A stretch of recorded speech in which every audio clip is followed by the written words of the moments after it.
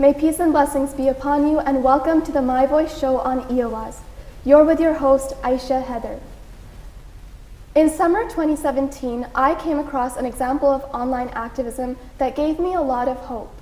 A group of online stars, including Jerome, Casey, Juanpa, and actor Ben Stiller, came up with an idea. They wanted to share what was happening in Somalia with people, so they created YouTube videos telling them what was happening. People in Somalia were suffering from a drought and a famine.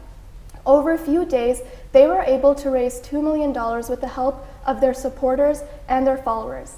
And what started as an idea that maybe seemed a little far-fetched turned into a reality. They were able to convince Turkish Airlines to send cargo planes of food to Somalia. They call themselves Love Army. And some of the creators of Love Army spend time in Somalia with the people throughout the summer. This is what they say. The heart of the Love Army model is to spend lots of time with the people we help. All of the decisions are being taken with the people. We listen to them until we truly understand their need. They are our boss, and we are here to serve. So this example of online activism was something that showed me that not only were they raising awareness, but they were also creating solutions, real-world solutions. So what is online activism? Let's take a look at what it is and what we can do so that our efforts that we're spending online are translating into real-world issues offline. Joining us today to speak about online activism is someone who I consider an activist. She's an artist, she's a beautiful woman. Her name is Timaj Garad. Thank you for joining us. Thanks for having me. So, Timaj, what is the work that you do? How do you operate, and why do you think it's important? So I identify as a multidisciplinary artist, which means that I'm working in different art mediums to sort of tell my story or share my story and my insights. So primarily I'm a spoken word artist in terms of that's how people know me, but I also work in sort of the theater, playwriting sphere.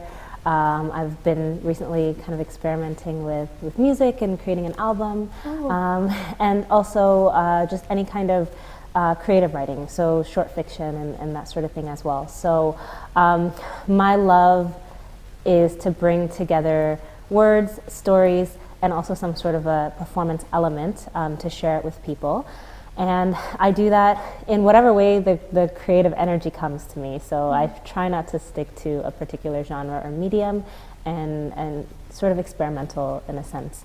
So in terms of the heartbeat of my work, my heart work, as I like to say, I write, tell stories, share stories for the purpose of bringing people together, connecting through storytelling and through narratives, particularly those of people that look like me, people that are marginalized. I'm a Black Muslim, visibly Muslim woman.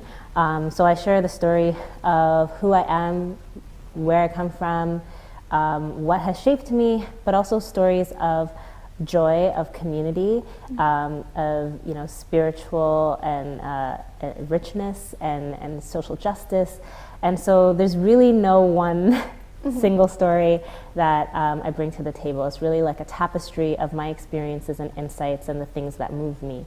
And the ways in which I engage with people, other than my performances, is through arts education and holding spaces. I like to consider myself a curator of sanctuaries. I once had a conversation with a friend, and we were kind of talking about mantras and how we sort of remind each other to keep going when things are difficult, and to keep doing the work and striving. And we came up with this idea of creating a sort of a very succinct and rich purpose of what it is we want to bring into the world. And now I bring this kind of idea into my workshops, and for me it's curating sanctuaries for myself and for others as well. So holding space within my art where I can be authentically me, where I can heal, where I can give back to myself and process what I'm going through and what I'm experiencing of the world, but then also creating those sanctuaries for others to heal and grow and experience and develop through creative mediums as well. So that's in a very long nutshell what I do. What you do, yeah. So earlier we were talking about how you feel like you do a lot more of your work offline, on the ground, but that you do also need to have a presence online because it's very important for artists to have an online presence too in today's world. So to you, what is online activism? What does that look like? What is it? Yeah, so my work, again, I would not consider myself in, I guess, whatever the truest sense of the word is, an online activist, or haven't used that label. Even the label of activist to me doesn't resonate as deeply, because I really think that when we're talking about activism, there's nothing wrong with that word per se, but I think it's been really limited in the scope of what it is. We don't see the everyday activist as a true activist. We see activists as people on the on protest lines, on the front line of a very kind of, physical type of activism or visible type of activism. And for me, my philosophy is that everything is political, which also means the personal is political.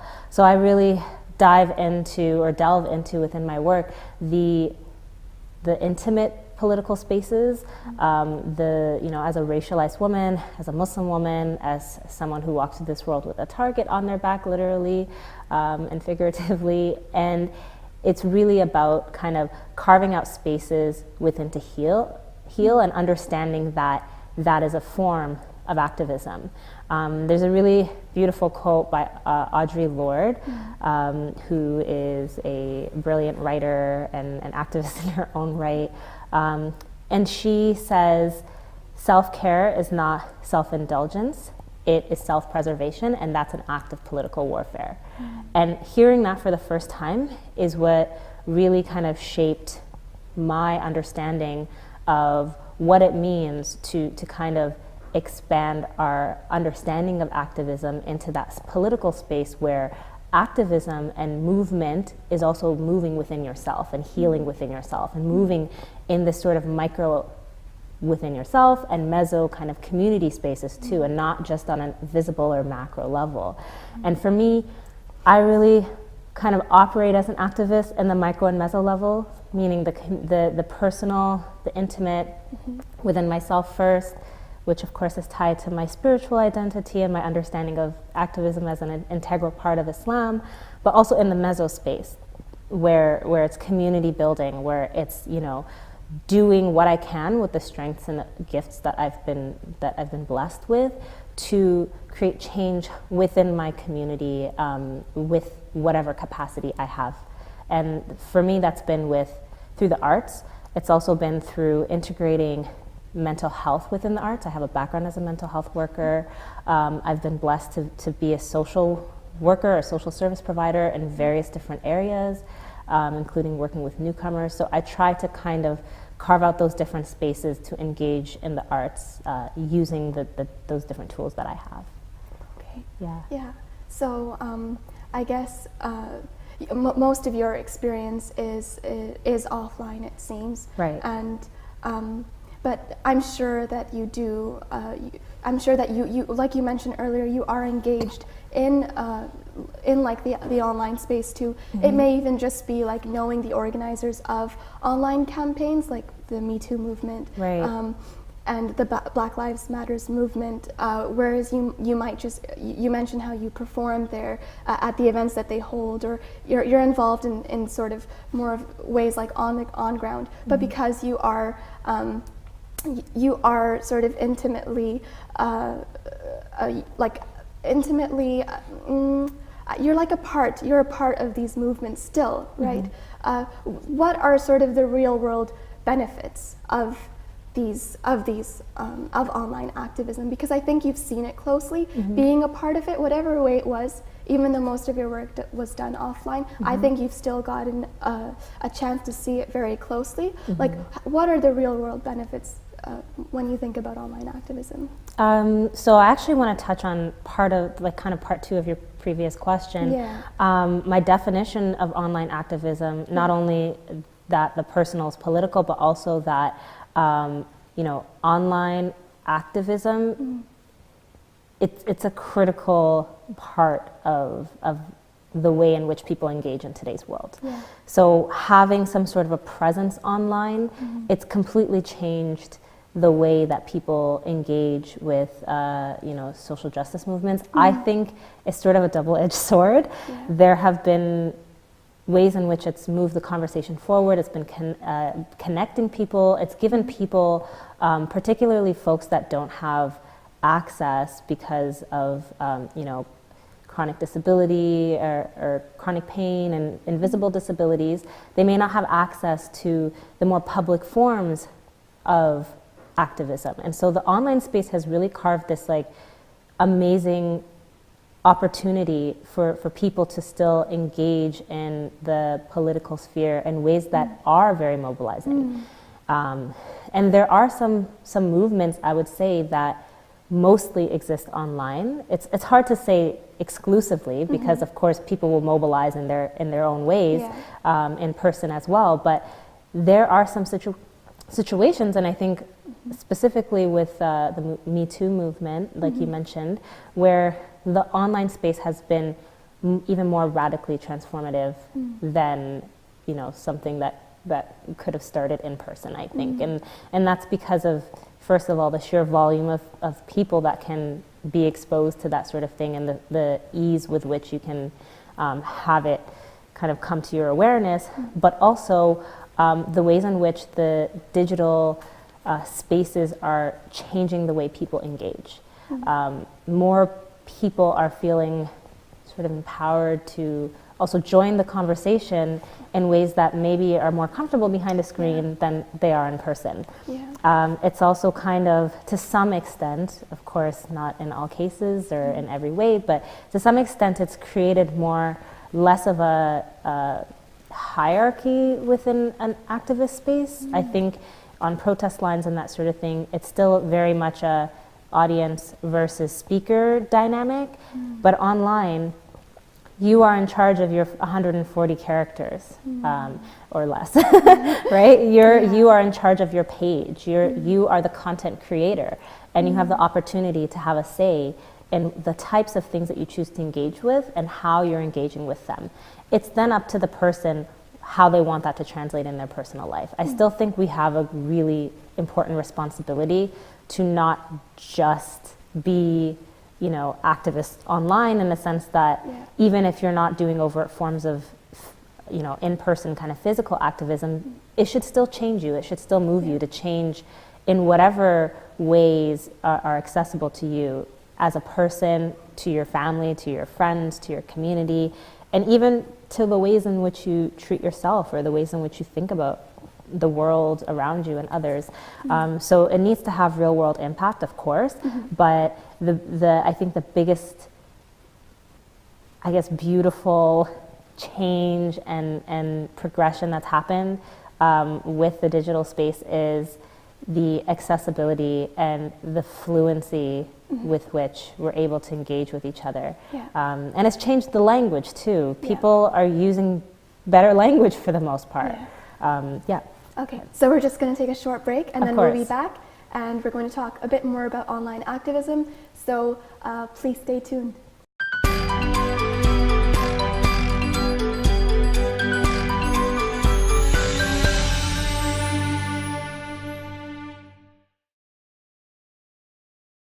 Welcome back to the My Voice show on EOS. You're with your host, Aisha Heather. Before the break, we were speaking about online activism with our guest, Timaj Garad. We talked about some of the real-world benefits of online activism.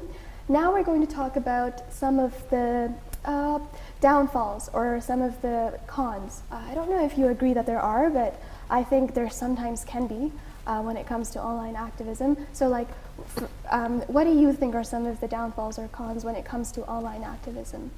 Well, there are definitely, two sides to the story. Downfalls in terms of the ways in which people sometimes engage with these movements. It has, of course, brought out a lot of the ugly as well. And it can be dangerous in some situations. There have been, numerous counts of and again, it's hard to talk about this in such a generalized way of like about all movements, but when you are visible in a movement, when you, for example, go viral and that sort of thing, you're susceptible to cyberbullying, you're susceptible to the cyberbullying that may turn into real life kind of violence and threats of violence. And so that can be a very difficult and scary place to navigate for people that are involved at sort of in a more intense way. And so, and there, you know, of course, we can kind of get into the different ways in which that happens, but I think that the safety piece is something that is the most troubling, as well as the, you know, some of the really dehumanizing qualities that you kind of that kind of come up, or the conversations that come up, like whenever you have a movement, there's always a reaction to it, right? Yeah. Like there's with Me Too, there's like those, I can't remember what they're called, those men rights activists or whatever they call themselves, those ridiculous people that don't, you know, we don't have to get into all that, but like you have those reactions from people that are also perpetuating oppression, and they're also online. So it can never be, I don't actually believe in this utopian online space. I think people can create their own communities, people can create private communities, but if you are publicly active online, especially if you have visibility and hypervisibility in those spaces, there are going to be those reactions, and I think that is something that, of course, is a downfall. I also think that sometimes it's really saturated. There's a lot to unpack and sort of sift through, so to speak, especially for someone still trying to understand what they believe or still trying to work through their worldviews and their ideologies. I think it can be kind of confusing if you don't have the proper context and perspective, and if you don't take it upon yourself to educate yourself. It has to be more than just following a hashtag, because if you follow a hashtag, you're going to get everyone, you know, and their mom saying something, right? And it could be very disillusioning, very disheartening for someone that's just trying to make sense of it all, especially for young people. Like, I think that's why mentors are really important. Educating ourselves is really important. I don't actually think we can understand politics without history, that we can't understand these things without the context, the historical context. We can't understand Canadian politics without understanding the genocide and the ongoing injustices and settler colonialism of Indigenous people. We can't understand it without understanding that there was slavery for hundreds of years in Canada, and that there is an ongoing erasure of that story, and the Black Canadians, particularly folks in Nova Scotia, and the erasure of that history, the erasure of the ongoing injustices in that community. We can't actually understand that as folks that, you know, are engaging within this context without really understanding the history. And so that is probably the biggest downfall, is that it's not contextualized. It's very messy. We need to be mindful of like oversimplifying the issues, I guess, because maybe that can happen when you are online, and you know, anybody can sort of say anything, and sometimes there aren't real world consequences attached. Like maybe the issues can get oversimplified, or you're not acknowledging that there are so many elements to an issue, and it. Well, the thing is, everyone speaks from their own experience, right? Everyone is projecting their lived experience. And there's great value in lived experience. It's a form of knowledge, and it's a form of knowledge we don't acknowledge enough. But that being said, we need to kind of understand the context of our experiences to be able to really have a nuanced understanding of our political reality. Like if we're talking about activism and politics, and not just like partisan politics, I would say not really that, but politics in terms of, you know, the manifestations of our, you know, social realities, or the existence of our social realities and the ways in which we walk through this world and identify with those social issues or realities, that needs to be contextualized in a proper understanding of what's actually going on. And we can't know what's going on without understanding the context, and that comes from understanding the history, that comes from understanding the work. There's so much work that's been done. Even when we talk about the Me Too movement, people are sort of just, you know, again, and this isn't to say that the people that are sharing their stories necessarily, this is to say the op-eds and the folks that really want to sort of extrapolate. There's a lot of this work has been done by feminists, intersectional feminists, particularly Black women. Black women a Black woman is the founder of the Me Too movement, and that often gets erased from the conversation. Oh, wow. I had a friend that said she went to women's marches across the states, like several of them, and out of a bunch of them, I think she said something like 7, there was only one that actually brought up the founder of the Me Too movement. So there's, and this is also sort of, these are the layers of, you know, political activism or engagement and community work that kind of repeat history a bit, right? Like when we are operating under this kind of like tunnel vision of, you know, not really taking it upon ourselves to educate ourselves about the context and just working based on our understanding or our experience of the situation, you're bound to kind of repeat the mistakes of the past. And I think online people are more vulnerable to that because it's so messy, it's so hard to kind of find your way through all the hashtags, and it's like a traffic jam, right? Like you're like trying to you're trying to follow a car, and then the car, like, you know, goes somewhere else, and then you're in a traffic jam and you're like, where's the car? Like, I'm, you know, maybe that's a terrible metaphor, but for a poet especially, but it's one of those things where like we need to do the work and find ways of engaging. I also kind of want to bring up this idea, one of the downfalls is the creation of an echo chamber. So this idea of echo chamber is that what you're seeing, and social media is designed this way, the algorithms of Facebook and Twitter and Instagram and all our platforms are designed to reinforce what we like or love or comment on. They divide us into separate media worlds. Right. So we're already kind of separated or segregated, that's a heavy word, but in our digital spaces, because we are only engaging positively with what we find is reinforcing our current ideology and our current understanding. So if you have someone who is maybe like a white supremacist or someone who supports Trump or whatever it is, that is only engaging or liking or engaging positively with people that feed that ideology, and again, confirms their bias. It confirms their bias, and they're already pretty, I would say, far from the opposite of that. But if you're not seeing content, engaging content, or engaging with content that is separate from your current ideology, and by design you're not, then it's just everyone with an opinion that's reinforced by a similar opinion to theirs, and that creates that chamber effect, the echo chamber. And I guess as people who are trying to get a message across online, I guess it is important for them to keep that echo chamber in mind, because are the people who need to hear your message actually hearing your message? And so we're just going to end off with one last question. Sure. I want to ask you, like I talked about Love Army earlier, you've talked a little bit about the Me Too movement. What do you think makes these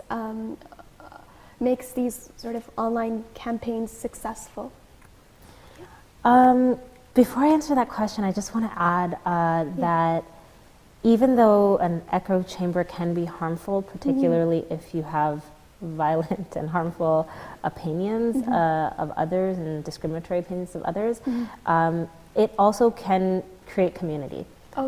Amongst people that, so, and I don't want to lose that point, because I don't believe in this idea of preaching to the choir. I think, preaching to the choir or preaching to the converted, or however people want to phrase that, is actually what community building looks like. It's capacity building, because no one person has the same experience or understanding or worldview. We can still learn from each other.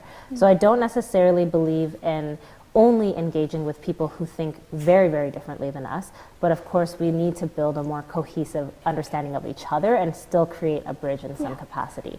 But yes, to get to your So we earlier have about question. 2 minutes, so just really quickly, what do you think, if you can, I don't want to rush you, but if you feel like you can answer that question just really quickly, what do you think made the movements like those successful? Or what do you think in general makes a movement successful if it's online? I think what makes a movement successful is people's ability to connect to it. And it sounds very simple, but it is very simple. It's what do people resonate with? Like what is actually true to what your experiences are, or enlightening and insightful to an area of the human experience that you're maybe not familiar with, but can empathize with.